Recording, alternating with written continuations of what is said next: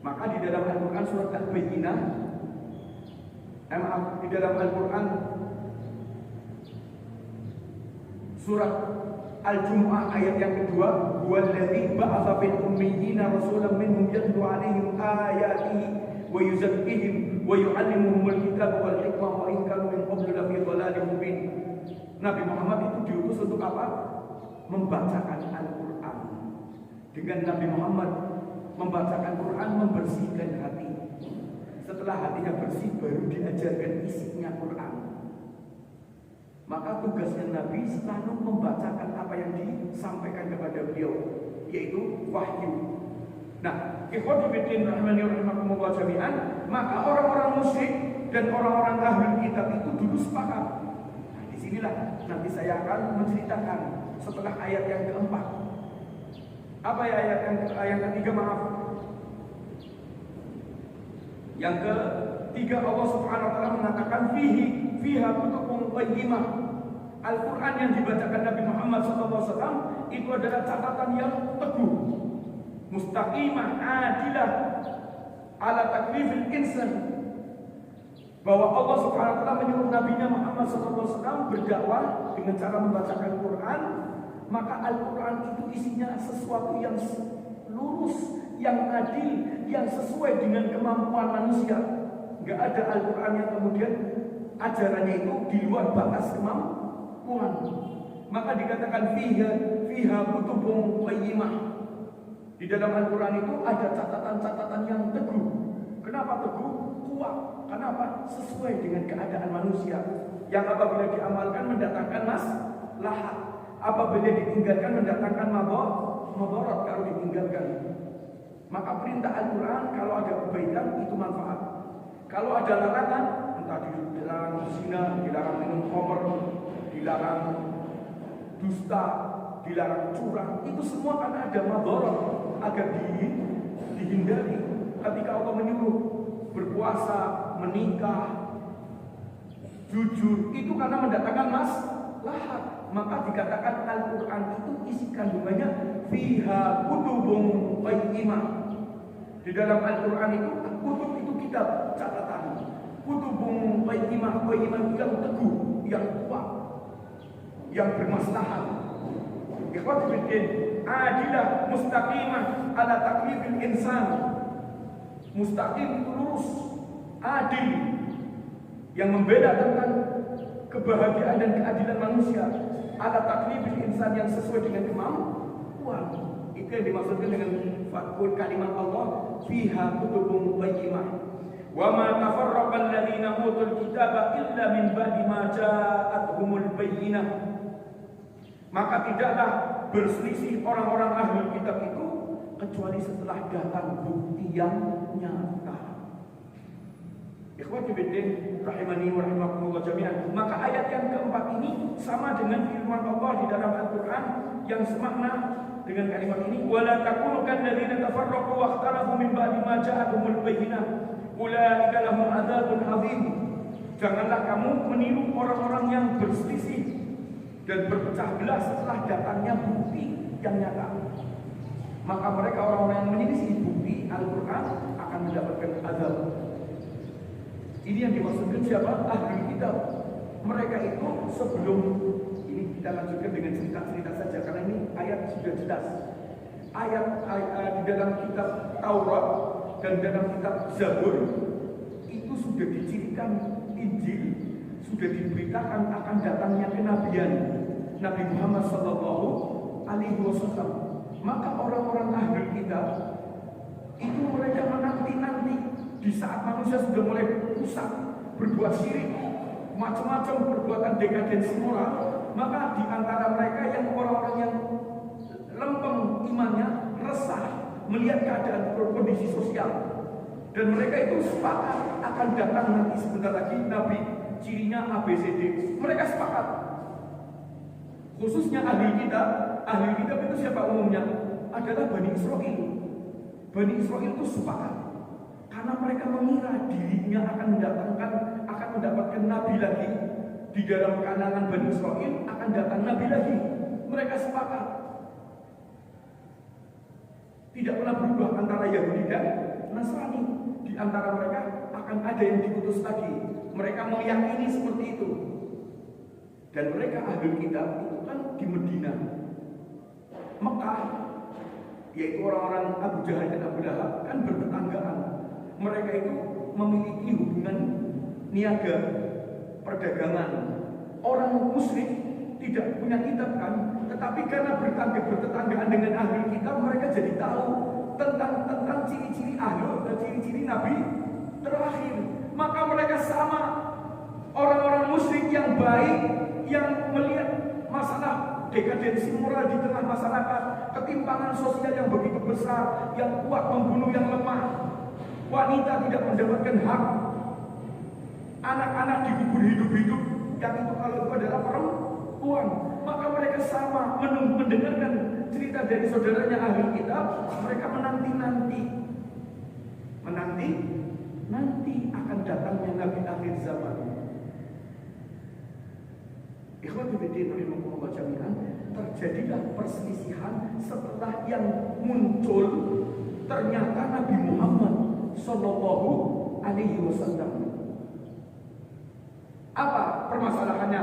Bagi ahli kitab, mereka tidak bisa terima. Kenapa yang jadi nabi orang Arab bukan Bani Israel?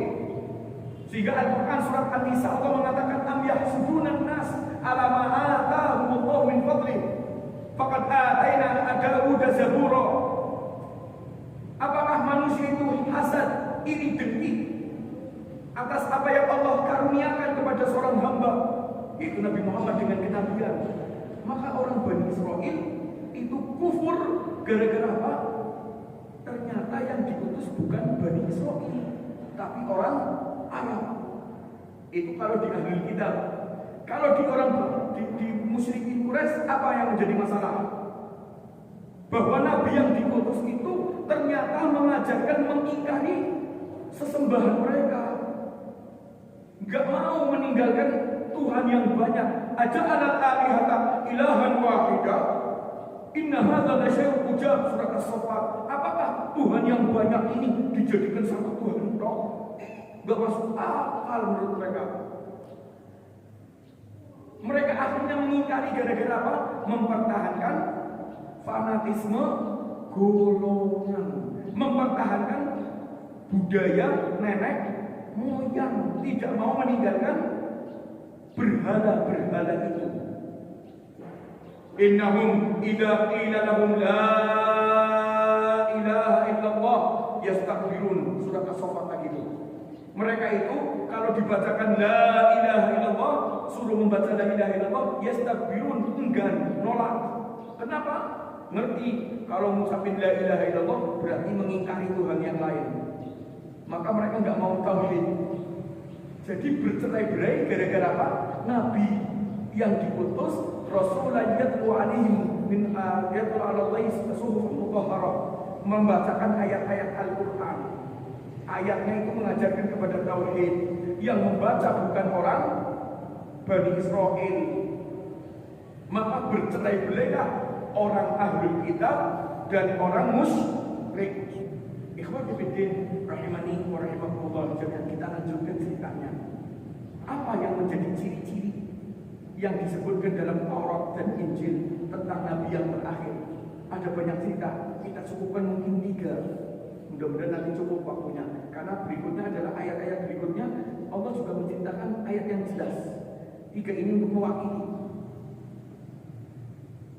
Ketika Rasulullah SAW itu ikut pamannya di usia 12 tahun ke Madinah dari Mekah, Nabi Muhammad ikut perdagangannya Abu Thalib.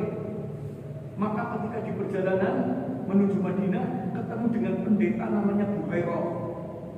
Maka Buhairah itu melihat setiap Nabi Muhammad berjalan di atasnya ada awan. Dia sudah mulai kerasa, ini ciri-cirinya yang disebutkan dalam kitabnya. Dan yang kedua, ada toh, tanda kenabian. Toh itu apa ya mungkin bahasanya? Apa tanda lain lah. Maka Buhairah mundur ke belakang, dilihat begitu ada. Maka Buhairah mengatakan kepada Abu Thalib, bawa ponakanmu pulang. Sungguh orang ini akan mendapatkan kenabian. Aku takut ada orang yang mencelakainya, bawa pulang. Ini menunjukkan apa? Sepakat. Ada di dalam kitab mereka. Mereka menunggu-nunggu cirinya seperti itu. Tapi karena itu masih kecil, belum menjadi nabi, Buhairah pun belum memiliki sikap. Cuma ini menunjukkan ini ciri ini. Yang kedua, lihat ada seorang sahabat namanya Salman Al-Farisi. Salman Al-Farisi ini dia itu sudah melanglang buana di Persia. Dia menyembah kepada berhala. Kemudian dia merasakan resah, dia pindah ke Yahudi. Di Yahudi dia mengikuti, dia mempelajari kitabnya. Di Nasrani dia pernah memasuki, dia mengikuti, dia belajar, dia semuanya mengajarkan kepada tiga agama ini. Mereka tidak ada yang membuat merasa nyaman, tapi dia mendapatkan pelajaran dari kitab-kitab yang sudah diajari. Apa? Ciri Nabi yang akan datang. Apa cirinya? Kalau diberi hadiah, menerima.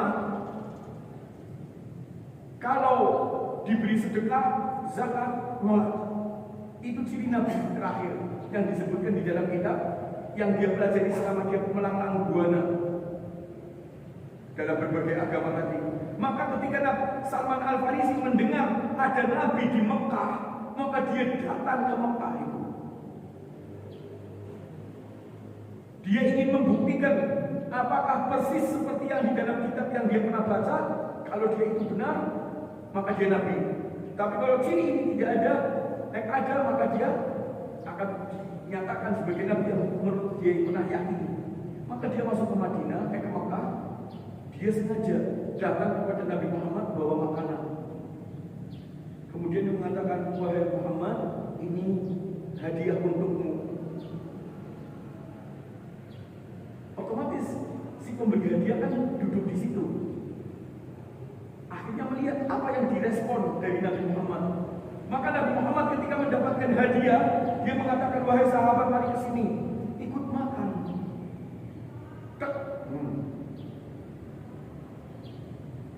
Yang kedua, kalau diberi hadiah, dia nolak, diberi sedekah, zakat, nolak. Maka pada esok harinya lagi, dia bawa makanan lagi, wahai Muhammad, ini sedekah untukmu. Bahasanya dibedakan. Maka Nabi Muhammad SAW memanggil sahabatnya dan dia menundur. Dia tidak makan. Persis.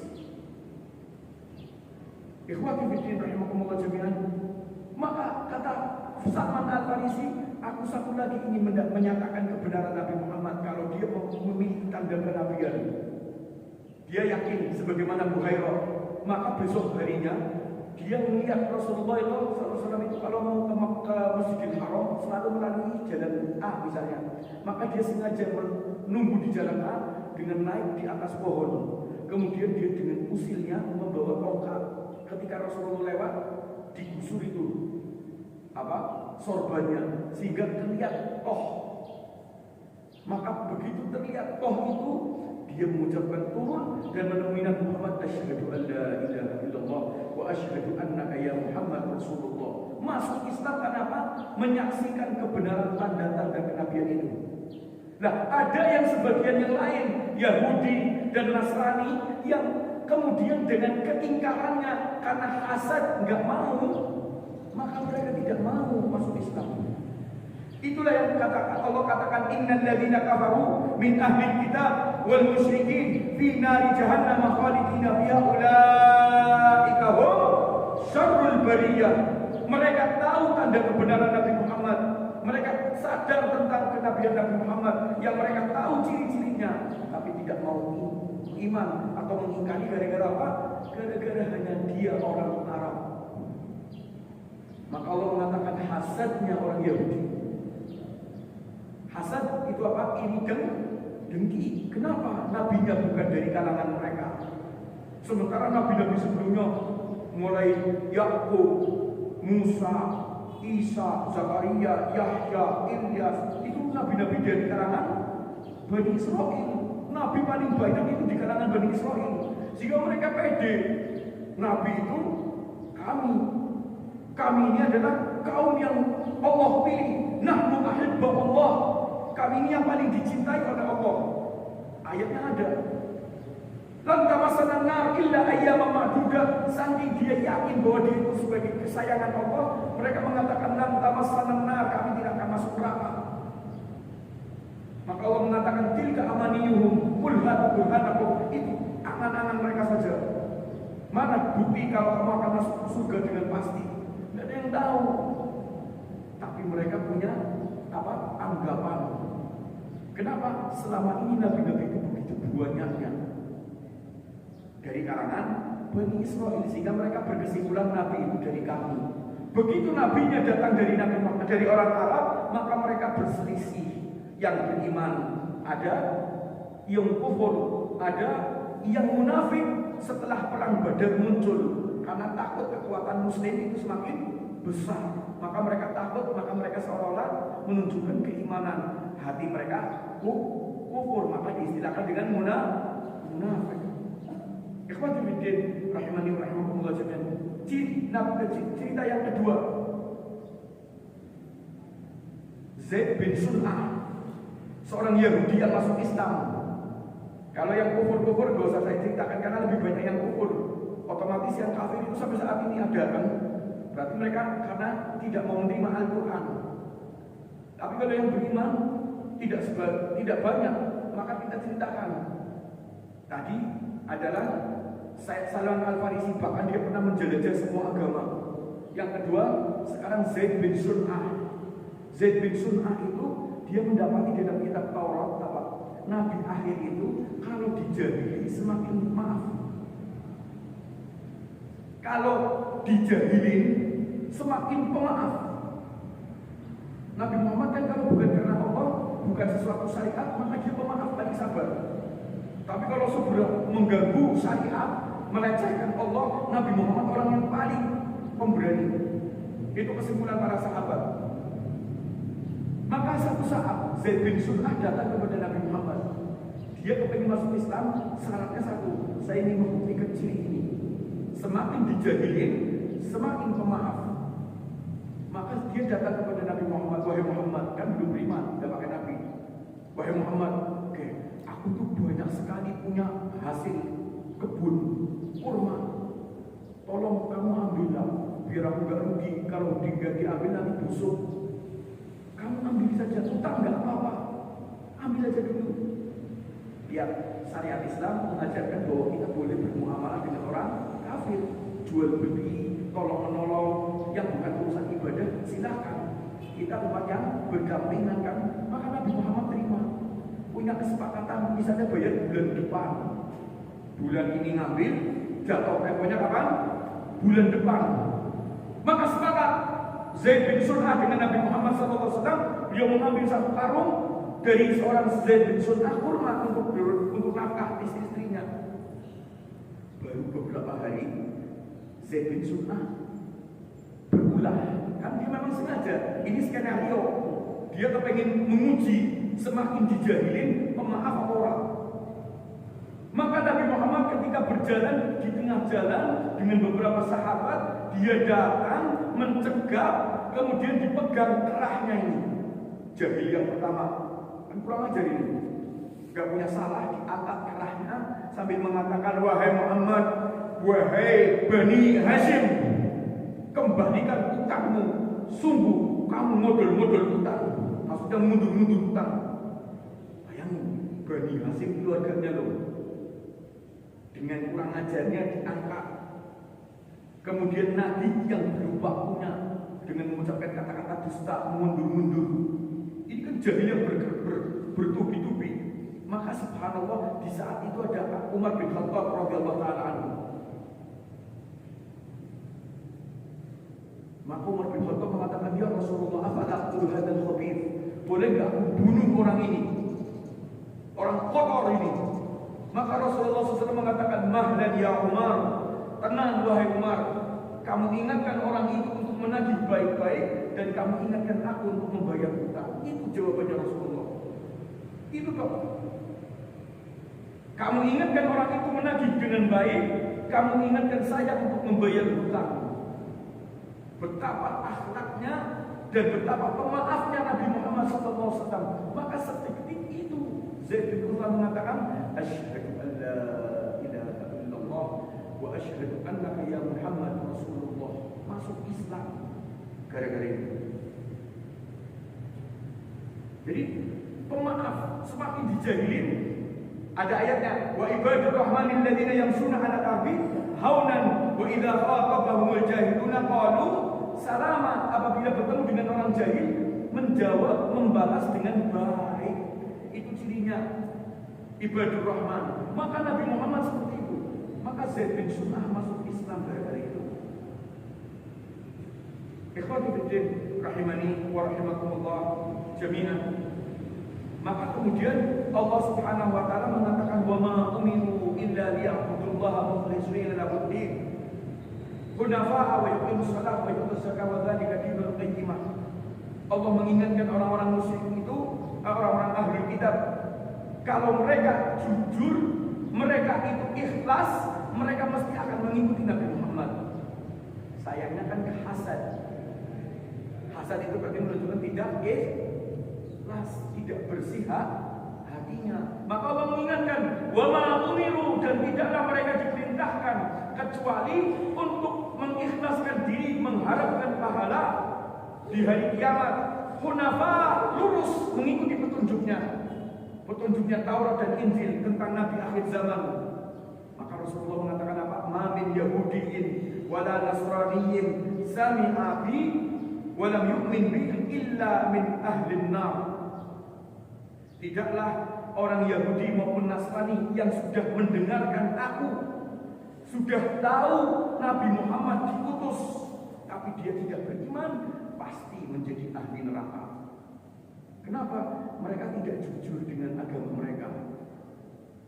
Sudah diberitakan ciri-cirinya, diperintahkan untuk ikhlas, tapi mereka enggan karena hasad.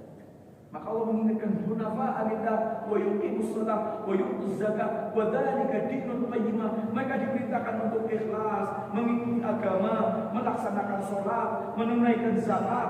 Itulah agama yang kuat. Kenapa kuat? Hablum minallah dan hablum minannas.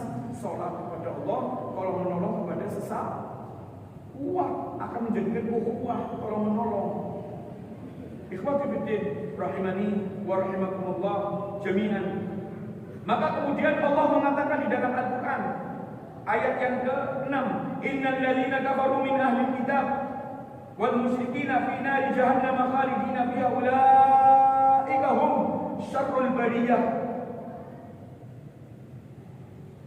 Yukhbiru Allah ta'ala an malil fujjar min al-kafar ahli kitab wal musyrikin al-mukhtalifina li kitabillahi al-munazzal ala Muhammadin sallallahu alaihi wasallam annahum yaumil qiyamah fi nari jahannam. Maka dengan ayat ini Allah mengkhabarkan selain agama Islam pasti neraka.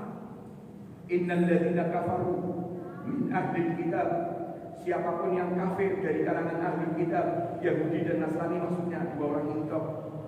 Wal musyrikin, maka musyrik itu agama selain Islam, selain Yahudi dan Nasrani. Maka Konghucu, Buddha, Zoroaster, kepercayaan, apalagi Konghucu misalnya, apapun agama itu masuk dalam musyrik. Kalau ahli kitab cuma dua, Yahudi dan Nasrani. Maka dengan ayat ini menunjukkan selain Islam menurut keyakinan kita. Kita sedang tidak mengolok, kita tidak sedang mengolok-olok orang lain. Kita sedang berbicara tentang agama kita. Ini internal kita. Bahwa kita berkeyakinan bahwa selain Islam itu neraka. Maka kalau ada orang muslim berkeyakinan selain Islam masih bisa masuk surga, dikatakan sebagai pembatal keimanan, pembatal keislaman. Kenapa dianggap batal Islamnya imannya? Karena mengingkari ayat ini. Ayatnya mengatakan innal ladzina kafaru min ahli kitab wal musyrikin fi nari jahannam. Semua agama selain Islam, inna dina indallahil Islam wa raditu lakumul Islam madinan. Allah cuma ridho cuma satu agama Islam. Sementara agama Yahudi, sementara agama Nasrani, sementara musyrik atau agama-agama selain Islam yang lainnya, itu Allah katakan fi nari jahannam. Maka kita harus berkeyakinan untuk internal kita saja. Adapun ketika kita berinteraksi dengan mereka, ya kita menghargai mereka ke gereja, mereka ke vihara, mereka kemana, silahkan, kita nggak mengingkari. Silahkan, itu keyakinan masing-masing. Sama seperti orang Nasrani meyakini selain agama Nasrani itu adalah domba-domba yang tersesat. Aja ngamuk dikatakan domba. Itu anggapan mereka kepada kita, internal mereka. Internal kita mengatakan kamilah yang benar. Maka di dalam Al-Quran ketika nanti hari kiamat datang, fayunabbi'ukum bima kuntum ta'malun, bima kuntum takhtalifun. Allah itu akan menghakimi setiap perselisihan. Di dunia ini kan kita saling berselisih. Aku agama paling benar Islam, jadi aku Nasrani, jadi satunya lagi Yahudi. Maka nanti Allah akan menghakimi. Siapa yang dianggap benar akan dimasukkan surga. Yang tidak benar, mereka sadar bahwa selama ini ternyata salah. Ulaika hum syarrul bariyah. Mereka seburuk-buruk apa? Makhluk. Maaf nyungsep. Di dalam Al-Quran surat Ali Imran, Al-A'raf 175, Allah Subhanahu wa taala mengatakan apa? Walaqad zara'na li jahannama katsiran minal jinni wal ins lahum qulubun la yafqahuna biha wa lahum a'yunun la yubsiruna biha ulaika kal an'am bal hum adall.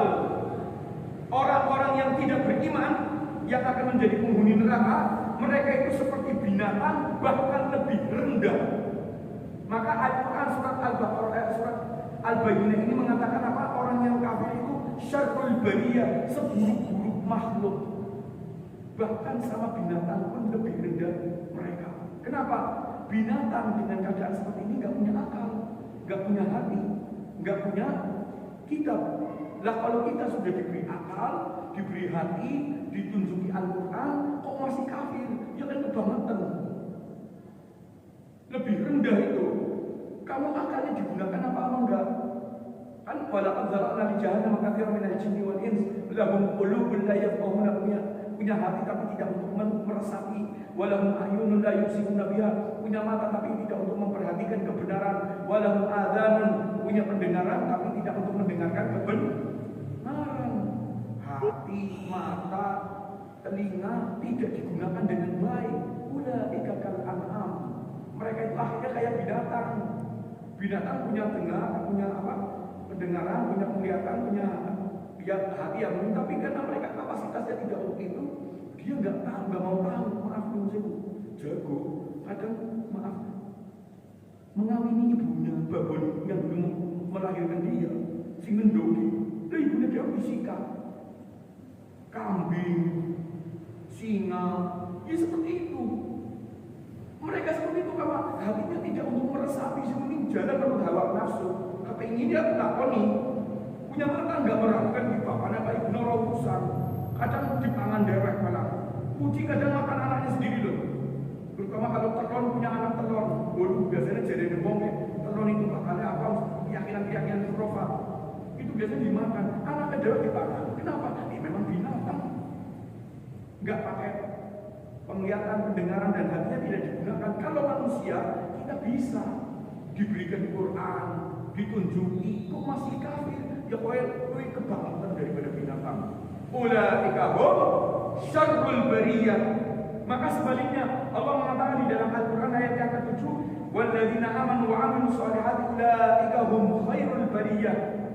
Adapun orang-orang yang beriman dan beramal soleh, maka mereka adalah orang-orang yang paling baik, sebaik-baik makhluk. Ikhwatu fiddin rahimani wa rahimakumullah jami'an. Berkata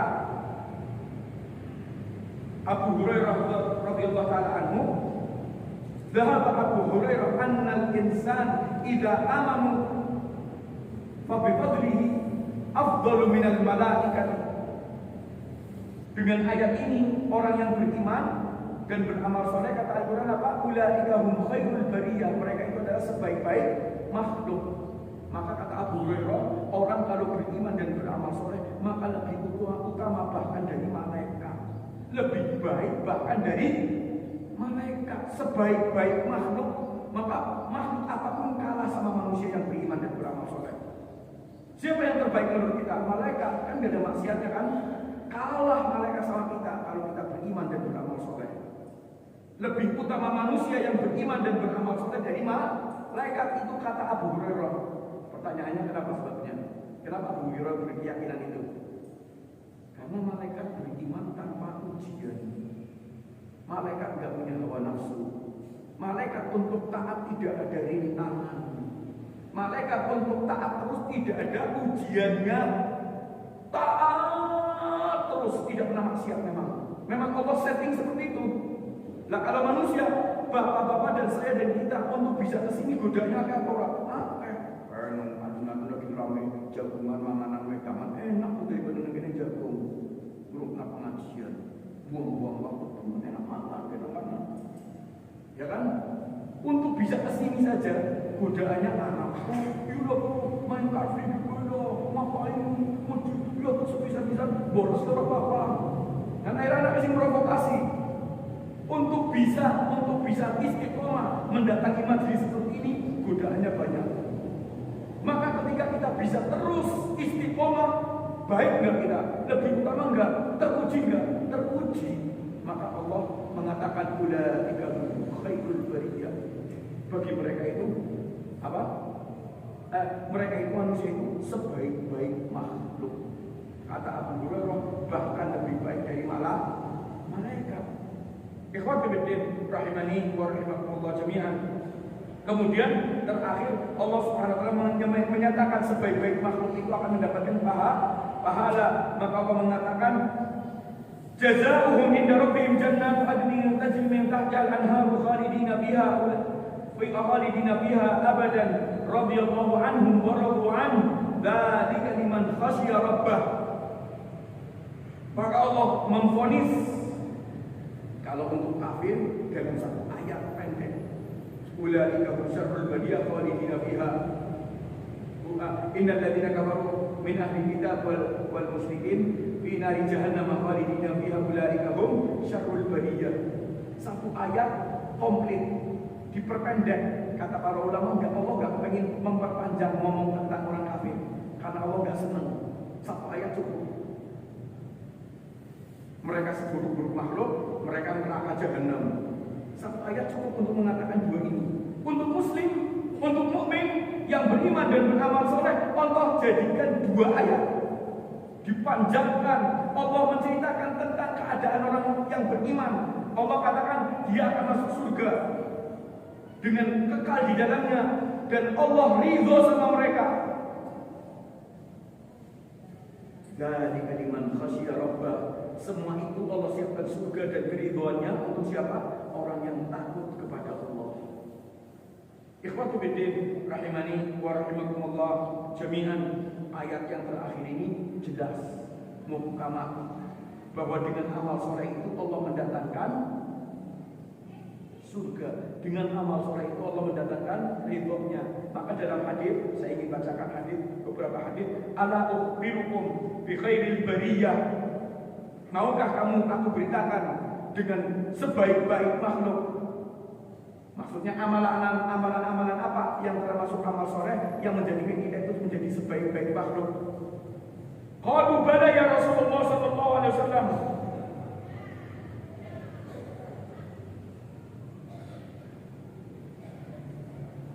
Iya ya Rasulullah SAW. Maka beliau kemudian menjawab, rajulun akhadha bi anani farasi fi sabilillah.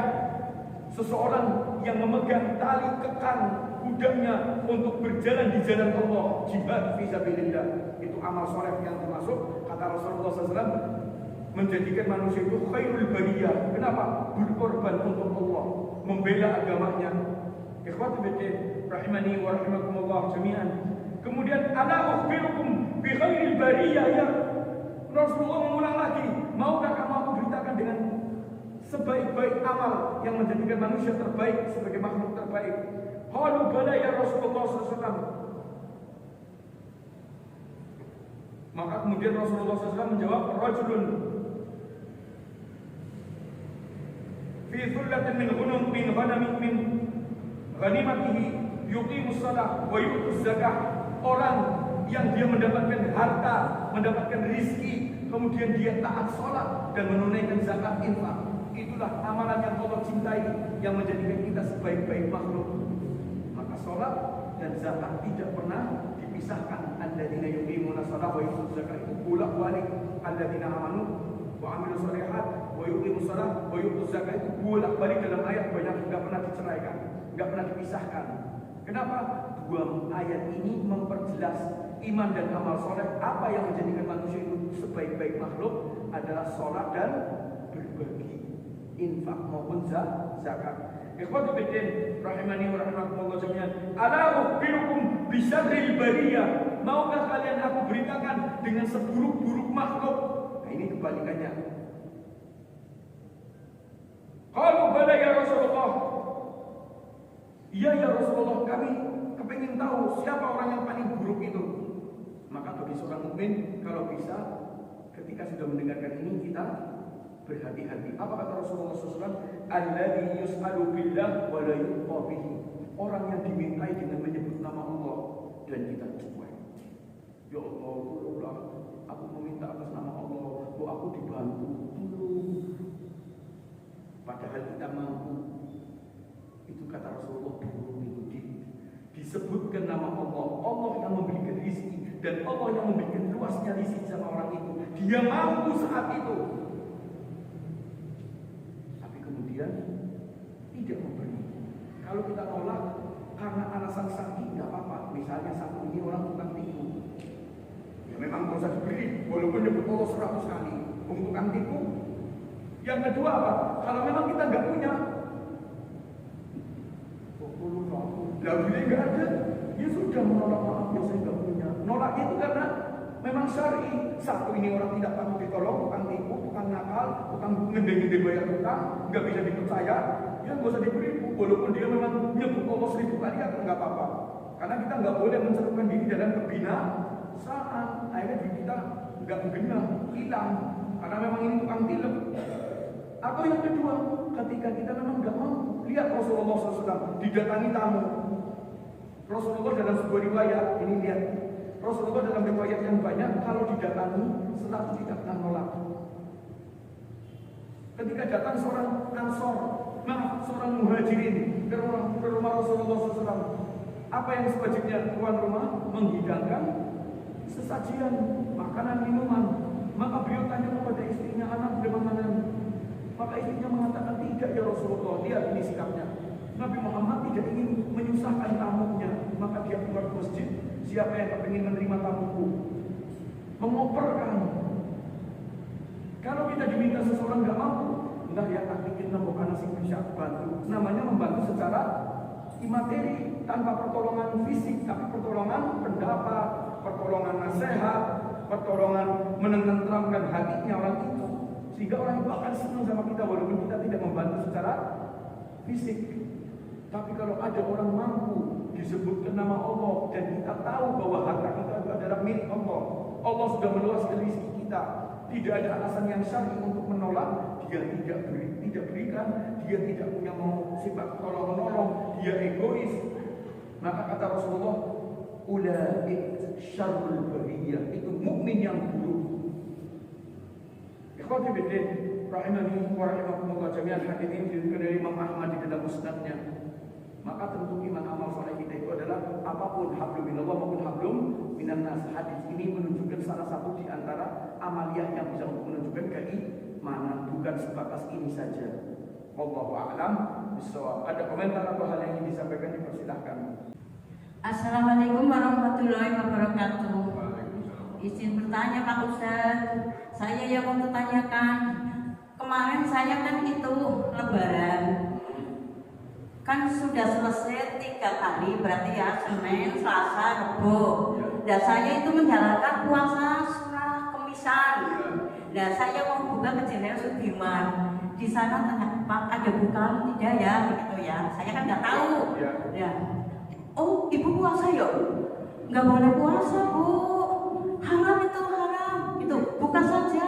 Dan saya itu melanjutin tetap puasa saja. Sudah jam 5:30 Ustaz. Itu hukumnya bagaimana Ustaz? Kepengen tahu, kok belum tahu saya. Assalamualaikum warahmatullahi wabarakatuh. Waalaikumsalam warahmatullahi wabarakatuh. Kalau ibu mengikutinya lebaran itu hari Senin, maka Senin itu hari pertama Id. namanya Yaumun Nahr, Yaumu hari Nahr, hari berkurban. Nah, hari tasrik itu 3 hari Bu, 11, 12, 13. Maka Selasa, Rabu, Kamis. Maka benar orang yang dijensur menyatakan ibu saat itu sebenarnya haram berpuasa. Maka disuruh batalkan itu sikap yang benar. Tetapi ibu posisi bisa jadi melakukan itu karena ketidaktahuan. Jadi orang yang tidak tahu tidak kena hukum. Soalnya kalau ibu tahu ini hari tasrik tapi dia tetap puasa, itu haram. Itu berdosa itu. Tapi kalau ibu posisinya puasa kan nggak ngerti karena mengiranya 3 hari bagi Senin, Selasa, Rabu, ya kan? Itu kesalahan ibu dalam memahami. Bisa jadi belum sampai dalil, atau bisa jadi belum punya ilmunya. Tapi ibu meyakini mengamalkannya. Maka bagi saya orang yang tidak tahu jangan terlalu sedih atau merasa berdosa. Istighfar saja cukup. Kemudian apa istilahnya, bahwa apa yang kita lakukan itu kalau Allah tahu bahwa ibu betul-betul lillahi ta'ala dan karena ketidaktahuannya bisa jadi tetap pahala. Tapi kalau yang berdosa besar, yang dimaksudkan orang yang di masjid itu mengatakan haram, itu adalah orang yang tahu dan kemudian melakukan. Itu haram, dosa besar itu, melanggar syariat itu. Balelo bangga. Bahkan Ibnu Utsaimin, lihat ini, betapa para ulama itu ketika memberitakan sebuah hukum itu tidak boleh kita memvonis seseorang tanpa tabayyun, tanpa memberikan ilmu terlebih dahulu. Kata beliau, kalau kamu melihat ada orang sedang nyembah apa kuburan, maka jangan katakan kamu musyrik. Gak boleh. Bisa jadi dia melakukan karena nggak ngerti. Maka beritahukan ilmunya, Pak, apa yang sedang kamu lakukan? Oh, saya itu. Kan jadi ketahuan bahwa dia orang ngerti. Begitu dia nggak ngerti, ilmui. Pak, nyembah itu kepada Allah, berdoa itu langsung. Gak boleh ini, gak boleh itu, sebagaimana yang dilakukan. Kalau dia tetap nekat, baru namanya musyrik. Tapi kalau ada orang melakukan, kita tabayyun dulu. Sudah jelas diberikan hukum. Ibu, jujurnya ibu sendiri nanti menjawab sendiri, gak usah dijawab di sini. Ibu kan tidak tahu kan? Ya udah. Orang tidak tahu kenapa hukum, tidak pernah hukum. Seperti itu, Allah alam. So, ke depan jangan lagi Bu. Yang namanya hari tasrik itu 3 hari, 11, 12, 13. Hari lebarannya 1, berarti 4 hari dari tasrik. Seperti itu. Allah alam. So, cukup. Yang lain sudah cukup mungkin. Saya kembalikan ke pembahasan. Kalau ada kekurangan saya mohon maaf. Aku lupa lihat. Subhanallah wa bihamdik. Asyhadu an la ilaha illa anta astaghfiruka wa atubu ilaik. Wa sallallahu ala nabiyyina Muhammadin wa ala alihi wa sahbihi ajma'in. Walhamdulillahi rabbil alamin. Wassalamualaikum warahmatullahi wabarakatuh.